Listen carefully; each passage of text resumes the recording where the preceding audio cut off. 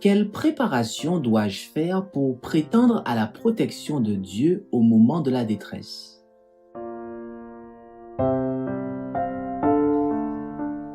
Car il m'abritera dans sa tente au mauvais jour. Il me cachera dans le lieu secret de son tabernacle. Il m'élèvera comme sur un rocher. Psaume 27, verset 5. Ainsi parle le Seigneur.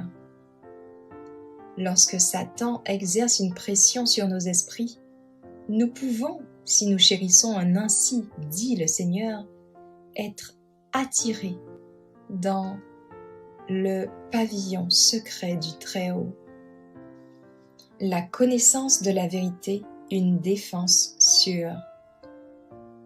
Ceux qui cherchent sincèrement la connaissance de la vérité et s'efforcent de purifier leur âme par l'obéissance, faisant ainsi ce qu'ils peuvent pour se préparer au conflit, trouveront dans le Dieu de vérité une défense sûre. La promesse du Sauveur est la suivante. Parce que tu as gardé la parole de ma patience, moi aussi, je te garderai. Apocalypse 3, verset 10. Il préférerait envoyer tous les anges du ciel pour protéger son peuple, plutôt que de le laisser une seule âme qui se confie en lui être vaincue par Satan. Les Écritures, une protection. Le peuple de Dieu se tourne vers les Écritures pour se protéger de l'influence des faux enseignants et du pouvoir trompeur des esprits des ténèbres. Satan emploie tous les moyens possibles pour empêcher les hommes d'acquérir une connaissance de la Bible, car ses énoncés clairs révèlent ces tromperies.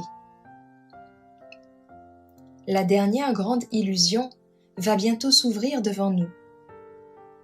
La contrefaçon ressemblera tellement au vrai qu'il sera impossible de les distinguer, sauf par les saintes Écritures.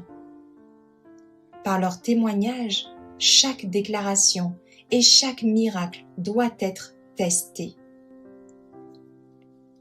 Seuls ceux qui ont fortifié leur esprit avec les vérités de la Bible résisteront au dernier grand conflit. Appelés à se souvenir. Jésus a promis à ses disciples, le Consolateur, qui est le Saint-Esprit, que le Père enverra en mon nom, vous enseignera toutes choses et vous rappellera tout ce que je vous ai dit. Mais les enseignements du Christ doivent avoir été préalablement stockés dans l'esprit pour que l'Esprit de Dieu puisse les rappeler à notre mémoire au moment du péril. Il m'est revenu en mémoire.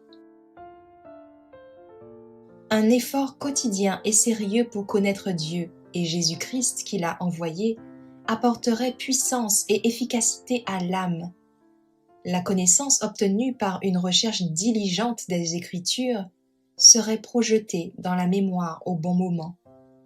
Mais si quelqu'un avait négligé de se familiariser avec les paroles du Christ, il ne pouvait pas s'attendre à ce que le Saint-Esprit lui rappelle ces paroles.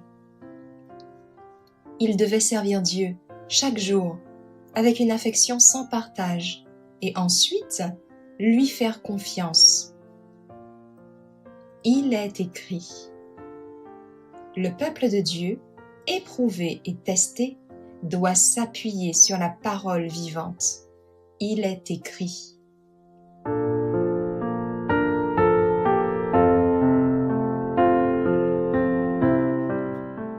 Prions ensemble.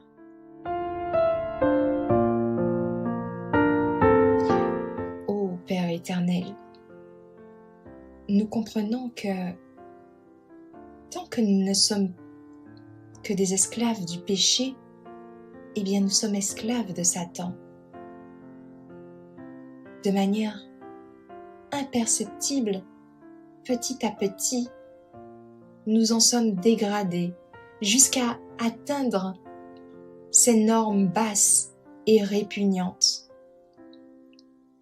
Cependant, lorsque nous devenons d'authentiques chrétiens et que nous résistons au péché par la puissance de ton Esprit Saint, alors Satan devient notre ennemi le plus féroce et nous serons attaqués sans relâche, en particulier par notre propre esprit.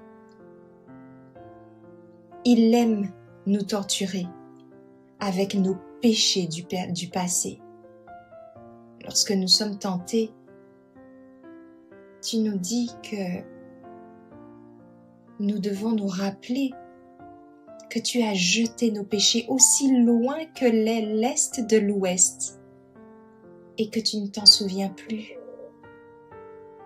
Ils sont enterrés dans la mer de l'oubli. Lorsque Satan arrive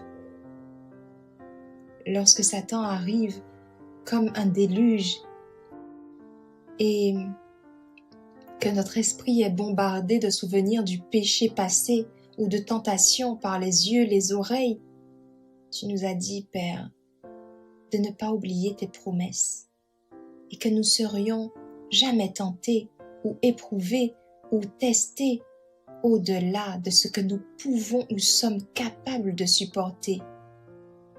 Et tu nous as dit que pour chaque tentation, il existe un moyen d'y échapper par la prière. Tu nous l'as promis. Le péché n'aura pas d'emprise sur nous. Tu nous cacheras à l'ombre de tes ailes. Gloire à toi, ô Père. Gloire à ton saint nom. Notre esclavage au péché est terminé. Et l'esclavagiste n'a aucun pouvoir sur nous. Il ne peut pas nous forcer à pécher.